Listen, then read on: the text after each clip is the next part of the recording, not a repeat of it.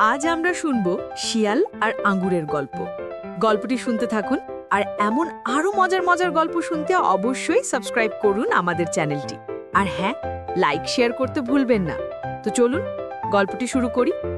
কাঠ ফাটা এক গরম রোদের দিনে এক শিয়াল জঙ্গলের ভেতর দিয়ে হাঁটছিল। সে ছিল খুব ক্ষুধার্ত। হঠাৎ সে সামনে একটি আঙুরের বাগান দেখতে পেল। রসালো মিষ্টি আঙুর ঝুলছিল সেই গাছে। এই রসালো আঙুর দেখে শিয়ালের চোখ বড় বড় হয়ে গেল আর মন খুশিতে ভরে উঠল। তারপর সে গেল আঙুর পাড়তে। শিয়ালটি লাফ দিল, একবার দুবার অনেকবার চেষ্টা করল। লাফাতে লাফাতে সে হাঁপিয়ে গেল, কিন্তু আঙুরের নাগাল পেল না।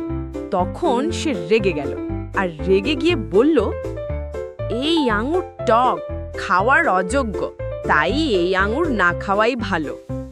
একথা বলতে বলতে শিয়ালটি সেখান থেকে চলে গেল। এই গল্পটা আমাদের শেখায় আঙুর ফল টক ব্যর্থতার একটি অজুহাত।